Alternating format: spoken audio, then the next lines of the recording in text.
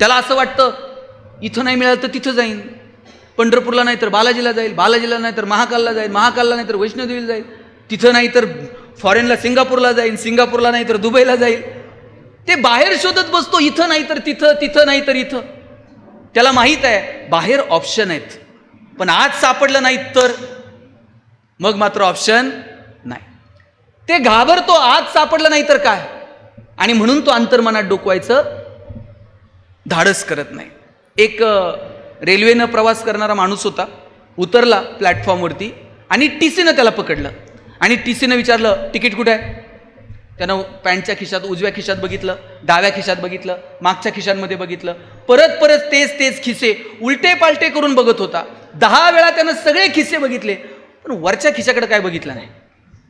ते शेजारचा एक माणूस म्हणला सगळे खिसे पॅन्टचे बघतात, जरा शर्टच्या खिशात बघा. ते म्हणला मला माहित आहे, तिथं नाही सापडलं मग संपलंच की म्हणला सगळं. तिथं सापडलं नाही तर दुसरं ऑप्शन नाही, म्हणून तिथं बघायचं नाही. माणसाची गफलत तिथे आहे.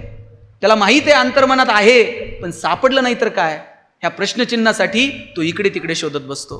म्हणून आपल्याला तो जसा कळतो ना तसा हा पण कळला पाहिजे. तुम्ही बघा ज्ञानोबांनी हरिपाठ सांगितला, हरिपाठामध्ये एक ध्रुवपद आहे, तो हा विठ्ठल बरवा, तो हा माधव बरवा. किती गोड आहे सगळा हरिपाठ. हरिपाठातलं ध्रुवपद आहे तो हा विठ्ठल, तो हा माधव. ध्रुवपद कशाला म्हणतो आपण, जे आढळ आहे 27-28 अभंगांमधलं हे ध्रुवपद आढळ आहे. तो हा आपण असं म्हणतो, तो हा विठ्ठल बरवा, पण तो आणि हा हे 2 शब्द आहेत. तो आणि हा एकमेकांपेक्षा वेगळा नाही. तुम्हाला तो कळलाय, आता हा कळणं गरजेचं आहे. आणि नुसता हा कळून पण उपयोग नाही, तोही कळला पाहिजे. कमरेवर हात देऊन उभा असणारा विटेवरचा पांडुरंग आणि आपल्या हृदयात असणारा एकमेकांपेक्षा वेगळा नाही. तुम्हाला तो कळला नाही तर हा कळणार नाही, आणि हा कळला नाही तर तो उमगणार नाही. तो चुकला तर हा चुकतो. म्हणून तो आणि हा दोन्हीही समजून घेतले पाहिजे. तुम्हाला समजेल असं आता जास्त वेळ घेत नाही, एक 5 मिनिट घेतो शेवटचे. एक दृष्टांत सांगतो तुम्हाला, पटेल असा. एक शेतकरी होता, व्यापाऱ्याकडे जायचा, 1 किलो साखर विकर काहीतरी घेऊन यायचा आणि त्याच्या बदल्यामध्ये त्याला 1 किलो लोणी द्यायचा. 9-10 वर्ष दोघांचा व्यवहार चालू होता. कधीही व्यापाऱ्यानं शेतकऱ्याकडनं लोणी मोजून घेतलं नाही. 9-10 वर्षानंतर त्याला वाटलं आपण फार आंधळा विश्वास याच्यावर ठेवतोय, आपण कधीच लोणी मोजून घेत नाही, आज आपण लोणी मोजलं पाहिजे. त्यानं लोणी मोजलं आणि ते 900 ग्रॅम भरलं. आता मात्र ह्याला चिडचिड झाली. 10 वर्षाचा हिशोब करता किती लोणी कमी आलं. हा साखर घ्यायला आला आणि यानं विचारलं, तुझ्यावर विश्वास ठेवला, कधी माफ केलं नाही आणि तू 900 ग्रॅम लोणी देतो, आता इथून पुढं आपला व्यवहार बंद. शेतकरी व्यापाऱ्याला म्हणला, साहेब आम्ही सामान्य माणसं आहोत, आम्हाला फार व्यवहार कळत नाही. माझ्याकडं म्हणला तराजू आहे, माप नाही. तुम्ही घेतलेली दिलेली साखर एका पारड्यात ठेवतो,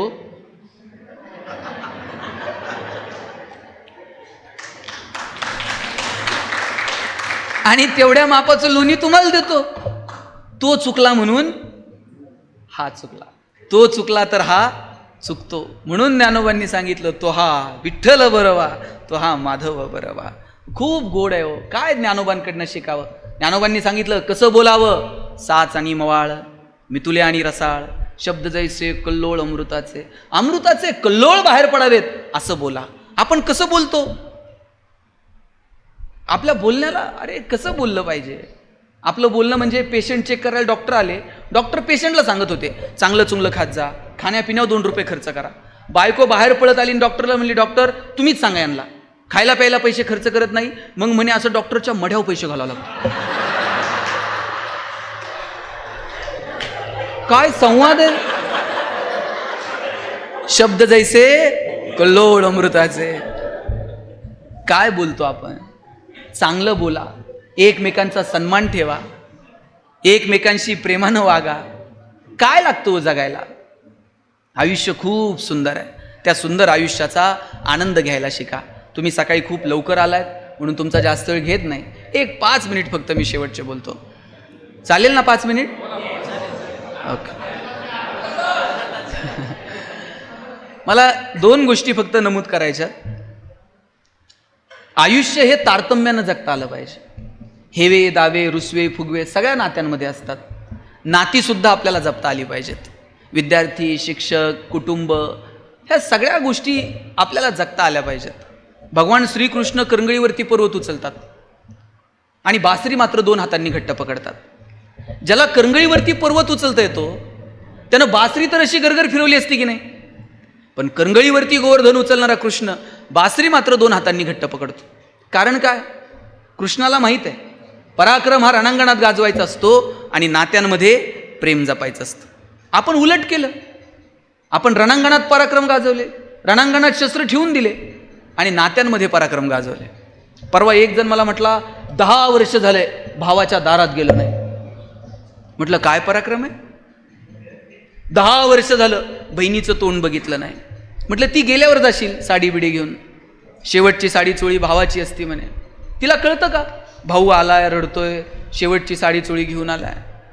गेल्यानंतर कितीही कौतुक केलं त्या माणसाचं, त्याच्या कानापर्यंत पोहोचतं का? त्याच्या कानापर्यंत ते जात नाही. माणसं गेल्यानंतर मांडी देतात. अहो तुम्ही स्वयंपाक करत असताना फोडणी देताना तेल उडलं अंगावरती तरी वेदना होतात. आपण तर गेलेल्या शरीराला अग्नीचा डाव देतो, त्याला त्या अग्नीचा दाह कळत नाही. तुम्ही घातलेल्या वाऱ्याची झुळूक त्याला कळेल? तुम्ही दिलेल्या मांडीचा स्पर्श त्याला कळेल? तुम्ही दिलेल्या मांडीचा स्पर्श कळत नाही आणि वाऱ्याची झुळूकही त्याच्यापर्यंत पोहोचत नाही. जिवंत आहे तोपर्यंत भेटा, जिवंत आहेत तोपर्यंत स्पर्श ठेवा. जोपर्यंत स्पर्श आहेत तोपर्यंत नाती आहेत. आपण आपल्या कामामध्ये व्यस्त असतो. आई कुठंतरी गावाकडे असते आणि आई कधीतरी फोन करते, बाई आम्ही आहोत ना, तोपर्यंत येत चला. जेव्हा आई असं म्हणेल आम्ही आहोत तोपर्यंत येत चला, तेव्हा हातातली कामं बाजूला ठेवा आणि भेटून घ्या. नंतर ना स्पर्श ना आठवणी, फक्त आठवणी ना सहवास. आणि ही नाती काय प्रेम आहे नात्यांमधलं. अहो ज्ञानोबांना आणि त्यांच्या भावंडांना माणूस म्हणून जगायचा अधिकार मिळावा म्हणून आईबापांनी स्वतःचा देहत्याग केला. याच्यापेक्षा काय प्रेम असतं मला सांगा आई वडिलांचं. आणि म्हणून ज्यांच्याकडे म्हातारी माणसं घरात आहेत त्यांनी ती जपली पाहिजे. तुम्ही आजही आता धोंड्याचा महिना आता जावंच लागते.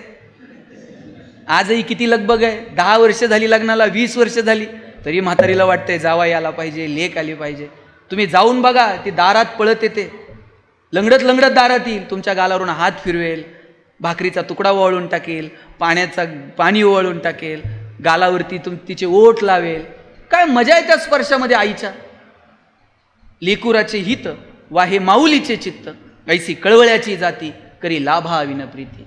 आणि आईचं जेवढं प्रेम आहे, माझं तर म्हणणं आहे बापाचं पोरावर जेवढं प्रेम असतं ना त्याच्यात थोडं तर जास्त प्रेम बापाचं त्याच्या पोरीवर असतं. ज्या दिवशी मुलगी जन्माला येते त्या दिवशी बापाच्या मनात 2 विचार चमकून जातात. एक मुलीचं लग्न आणि दुसरं मुलीचं शिक्षण. 1 रुपया बाप बाजूला काढून ठेवतो.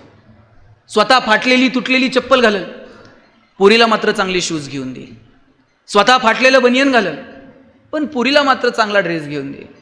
बाप स्वतः सायकलवर कामाला जाईल MIDCत पण पोरीला मात्र कॉलेजला जायला गाडी घेऊन देईल, बसचा पास काढून देईल, तिच्या हॉस्टेलची फी भरल. पोरीच्या लग्नात तर बाप असा फेटाबिटा घालून मिरवत असतो. बापाची मान अशी उंच असते. कन्यादान झालं ना, कितीही मोठा बाप असला तरी मान खाली घालतो. पोरीचा हात जावायच्या हातात देतो आणि सांगतो तळ हाताच्या फोडाप्रमाणे जपली, सांभाळून घ्या. दिवसभर बापाच्या डोळ्यात थेंब येत नाही, पण पुरीची गाडी एकदा निघून गेली ना मग मात्र खांबाच्या पलीकडे जाऊन एकटाच रडतो, तो बाप असतो. ही नाती परत नाहीत. डोक्यावर पदर घेतलेल्या नऊवारीतल्या म्हाताऱ्या, टोपी बिपी धोतर घातला, ही शेवटची पिढी हो. ही माणसं परत औषधाला सुद्धा सापडायची नाहीत.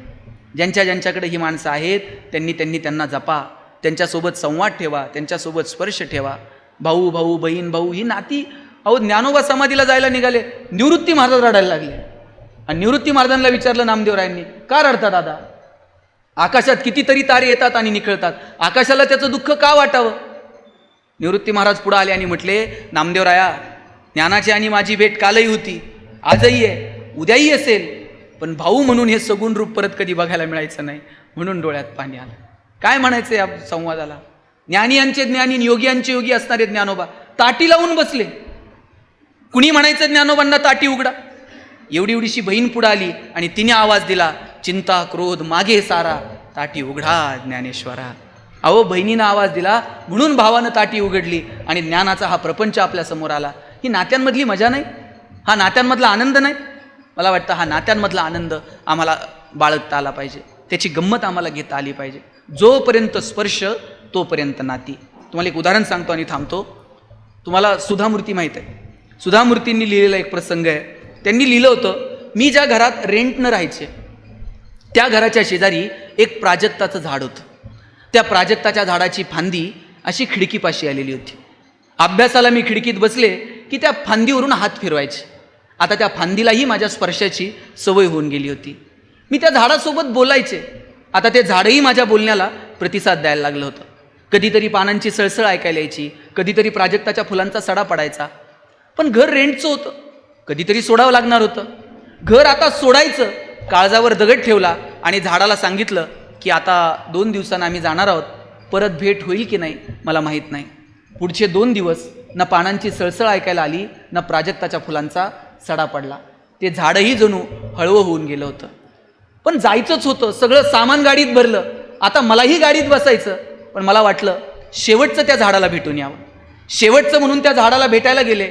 शब्द सुचत नव्हते म्हणून थेट झाडाच्या खोडाला घट्ट मिठी मारली आणि रडायला लागले. 2 मिनिट माझे डोळे बंद होते. गच्च झालेले डोळे 2 मिनिटांनी उघडले आणि बघते तर काय, बाजूला प्राजक्ताच्या फुलांचा सडा पडलेला होता. जणू ते झाड सांगत होतं, रडू नको, भेटू पुन्हा कधीतरी, जा आता छान, घे निरोप माझा. मी निघून गेले. 1-2 वर्षांनी मी पुन्हा त्या गावात आले आणि कुणाला तरी विचारलं, का हो, आमच्या जुन्या घराच्या शेजारी एक प्राजक्ताचं झाड होतं, ते अजून आहे का? तेव्हा कुणीतरी म्हटलं, झाड तसंच आहे, फक्त खिडकीपाशी आलेली फांदी मात्र सुकून गेली. जोपर्यंत स्पर्श आहेत तोपर्यंत नाती आहेत. ज्या दिवशी स्पर्श संपले त्या दिवशी नाती संपली. म्हणून तो स्पर्श, त्या स्पर्शातली मजा, त्यातलं ते पावित्र्य आपण कायम जपण्याचा प्रयत्न येणाऱ्या काळात केला पाहिजे. आणि घरामध्ये म्हातारी माणसं असली पाहिजेत, वडीलधारी माणसं असली पाहिजेत. आपल्या मुलांना ज्ञानोबा तुकोबा आपण समजून सांगितले पाहिजेत. आपल्या पोरांना संविधान आपण समजून सांगितलं पाहिजे. एक चांगला माणूस म्हणून आपल्याला आपल्या लेकरांना घडवता येईल का, याच्यासाठी प्रयत्न करा. शेवटचं एक उदाहरण सांगतो आणि थांबतो. मी परवाच वाचलं. मला असं का वाटतं माहिती आहे का, घरात म्हातारी माणसं असली पाहिजेत. आजोबा, आजी, नातू, आता ही शेवटची पिढी असं आहे ज्यांच्याकडे काही नाती शिल्लक आहेत. आता येणाऱ्या पिढीला मावशी मिळणार नाही, चुलता मिळणार नाही. आपल्याकडं म्हण होती, आई मरो आणि आता मावशी नाही. पोरं बापाकडे हट्ट करत नव्हती, तेवढं चुलत्याकडे करायची. बापाला म्हणायला घाबरायची. मग चुलता कुठंतरी नोकरीला असणार, मग त्या चुलत्याला फोन करणार, नाना गावाला येताना ह्या आणा, तात्या ते घेऊन या. चुलताही त्याच्या हट्ट, पोरांचे हट्ट पुरवत नाही तेवढे चुलते पुतण्यांचे हट्ट पुरवत होते. एकच जण नोकरीला लागायचा, बाकीचे 2-3 गावाकडे शेतीला असायचे. मग जे नोकरीला लागले त्याची कायम सोसायटी. माझ्या वडिलांची सोसायटी रिटायरमेंट नंतरही भरावं लागली. जबाबदाऱ्या स्वीकारत होती ही माणसं. तुमची पिढी अशी आहे की ज्यांना जबाबदाऱ्या स्वीकारण्यामध्ये आनंद वाटत होता. आता आम्हाला जबाबदाऱ्याच काय आहेत? आम्हाला ना बहिणींची लग्न करायची, ना आम्हाला भावांचं कुणाचं शिक्षण बघायचं आहे. आम्हाला एकच फ्लॅट घ्यायचा आहे पुण्यात, त्याचंच कर्ज कर्ज कर्ज कर्ज, हप्ते हप्ते हप्ते हप्ते हप्ते हप्ते. एकच गाडी घ्यायची, गाडी गाडी गाडी गाडी. अहो, ही पिढी यांनी भावांना पाईपलाईन करून दे, कोणाला शेती घेऊन दे, बहिणींची लग्न कर, बहिणींच्या पोरांची शिक्षण कर. पैसे, पगार किती किती पगार होता गुरुजी नोकरी? पहिला पगार किती होता? हां, 200-500 रुपयांनी नोकऱ्या सुरू झाल्या. आता माझे वडील मुख्याध्यापक म्हणून रिटायर झाले, 15,000 रुपये पगार होता. 7वा वेतन आयोग नव्हता. आता पेन्शन 30,000 असेल त्यांना. या लोकांकडे पैसेच नव्हते, पण आनंदी होती ही माणसं. इथून जर बायको कधी म्हणली, आता नारायणगावहून जर बायको कधी म्हणली ना, चला जुन्नरला जाऊ, किल्ल्यावर जाऊन येऊ, गाड्या नव्हत्या आपल्याकडं. मग मित्राची गाडी घ्यायची, त्याच्यात निम्म रॉकेल निम्म पेट्रोल. निम्म्या रस्त्यात आल्यावर गाडीतलं पेट्रोल संपणार. मग गुरुजींनी गाडी वाकडी करायची, टाकीत फुकायचं. टाकीत फुंकणं हा प्रकार फक्त भारतात आहे. जगाच्या पाठीवर कोणत्या देशात हे तंत्रज्ञान असेल असं मला तर वाटत नाही. आणि ती गाडी वाकडी केल्यानंतर बायको असं बघायची, कोणत्या मुहूर्तावर यांची माझी गाठ पडली कोणाच ठाऊक. अशात बायकोनं नुसता खांद्यावर हात ठेवू द्यावं, कित्येकांच्या गाड्या बिना पेट्रोलच्या किल्ल्यावर गेल्या. पैसे नव्हते पण आनंद किती होता. आता पगार एवढे, एसी गाड्यांमध्ये नवरा बायको निघतात. बायको तिकडच्या खिडकीतनं तिकडे बघते, नवरा इकडच्या खिडकीतनं इकडे बघते. ड्रायव्हर मधल्या आरशातनं दोघांकडे बघतो. हे बोलत का नाही? त्यांना अडचण काय? पैसे वाढत गेले पण संवाद कुठे होरपळून गेला हे मात्र कळलं नाही. नात्यांमधला तो संवाद आहे ना, तो मात्र कायम ठेवला पाहिजे. मी का म्हणतो घरात म्हातारी माणसं पाहिजेत? मी परवा एक किस्सा वाचला. त्यानं लिहिलं होतं, मी एस टीतनं फिरत होतो, लोणावळ्याला आमची एस टी थांबली आणि एस टी स्टँडवर एक आजी भुईमुगाच्या शेंगा विकत होती. मी गेलो, आजीकडनं शेंगा घेतल्या, गाडीतून खात होतो. गाडी निघायला उशीर होता. 2 मिनिटानं बघितलं, जिच्याकडनं शेंगा घेतल्या ती आजी अशी लंगडत लंगडत गाडीकडे येत होती. मी ज्या एस टीत बसलोय त्याच एस टीत आजी आली. तिची भिरभिरती नजर काहीतरी शोधत होती. माझी आणि आजीची नजर झाली. आजी मला म्हणली, ए बाबा घावला एकदाचा, ये इकडं. मी घाबरतच आजीकडे गेलो. म्हणलं, आजी माझं काही चुकलं का? ती म्हणली, तुझं काय नाही चुकलं, शेंगा घेतल्या आणि पळत एस टीला आला, तुझी आठाने राहिली की माझ्याकडे. आजीला म्हणलं, आजी आठाने दिल्या एवढ्या लांब आली आणि तुझी शेंगाची पाटी तिकडं उघडी ठेवली होय. आजी म्हणली, आंधळ्याची गुरं देव राखत असतो. आजी आठाने द्यायला एवढ्या लांब आली. आजी म्हणती, तुझ्या आठाने जर माझ्याकडे राहिले असते तर ते परत करायला मला पुन्हा जन्म घ्यावा लागला असता. पोरगा म्हटला, नसती गाडबेड झाली तर हे पैसे कोणाला तरी देऊन टाकायचे. त्यावर म्हातारी म्हणती, लोकाच्या पैशावर पुण्य नाही कमवता येत, तुझे तुला राहू दे, मग बघू काय असेल ते. कोणत्या पुस्तकातून शिकायचं हे मला सांगा. हे कोणत्या ग्रंथातून आम्ही हे तत्त्वज्ञान शिकायचं मला सांगा. घरात ही म्हातारी माणसं असावी लागतात की ज्यांच्याकडे हे जगण्याचे धडे आपण आपल्या पोरांना देता यावेत. आजोबांना सगळं जग बघून झालं आहे. आजोबाच मित्र आता काय त्यांचं राहिलेलं नाही आहे. सगळी दुनियादारी बघून झाली. आजोबांचा शेवटचा मित्र जर कोण असेल तर त्यांचा नातू असतो. आणि नातवाला अजून सगळं जग बघायचं आहे. त्याचा पहिला मित्र जर कोण असेल तर त्याचे आजोबा असतात. ही जी नाती आहेत ना, या नात्यांमधली मजा घ्या, आनंदानं जगा. तुम्हा सगळ्यांना तुमच्या भावी आयुष्यासाठी खूप साऱ्या शुभेच्छा देतो. मी प्रत्येक भाषणाच्या शेवटी सांगत असतो, माझे वडील शिक्षक, आमचं घर पत्र्याचं आणि त्या पत्र्याचं सगळ्यांची घरं स्लॅबची, आमचं एकटंच पत्र्याचं. मी आईला म्हणायचो, आई सगळ्यांची घरं स्लॅबची, आपलंच पत्र्याचं का? आई म्हणायची, तुझे वडील शिक्षक आहेत म्हणून घर पत्र्याचं. म्हणलं, शासनाचा GR आहे का? ती म्हणायची, बाबा घर गरम व्हायला लागलं का तुला कळतं, उन्हाळा सुरू झाला आहे. घर गळायला लागलं, पावसाळा सुरू झाला आहे. शेजारच्या स्लॅबच्या घरात उन्हाळा कळत नाही, पावसाळा कळत नाही. खास ऋतूंची ओळख व्हावी म्हणून भूगोल शिकवणाऱ्या तुझ्या बापानं असलं मॉडेल उभं केलं म्हणायचं. काय मजा आहे. मला वाटतं ही मजा घेता आली पाहिजे. पगार किती आहे, पेन्शन किती आहे सोडून द्या. 60-65ला जर आलात, 2च प्रश्न तुम्हाला, तुम्ही आज सगळेजण आहात, रिटायरमेंट नंतर जेव्हा एकमेकाला भेटाल ना, त्यावेळेस तुम्ही 2च प्रश्न एकमेकाला विचारणार. पहिला प्रश्न, तब्येत कशी आहे, आणि दुसरा, मुलं काय करतात. याच्यापेक्षा तिसरा प्रश्न विचारणार का? बॅलन्स किती आहे, किती एकर आहे, काहीच विचारत नाही. आता सरांना जर विचारलं मुलं काय करतात, एक पोरगा MPSCतून अधिकारी झालाय, पोरगी डॉक्टर झाली, अभिमानानं सांगणार का नाही? हे सांगण्यासाठी मुलांवरती वेळ द्या. स्वतःच्या मुलांना जसा वेळ देता तसा तुमच्या वर्गातल्या पोरांना वेळ द्या. आणि तुमची रक्ताची पोटची पोरच पोरं नसतात. यातला एखादा अधिकारी होऊ द्या आणि तुम्ही रिटायरमेंट नंतर भाजी मंडईमध्ये दिसा, गाडी थांबवून ते पायाला हात लावतोय का नाही बघा तुमच्या. हे फक्त तुमच्या नशिबात आहे. आणि म्हणून तुम्ही हे सगळेजण आनंदानं कराल अशी अपेक्षा बाळगतो. खूप शुभेच्छा देतो. हसत राहा. आल्यापासून मी 2-3 बघतोय, हसलेच नाहीत. ते हसावं वाटलं तरी शेजारी बघणार, तो का हसत नाही.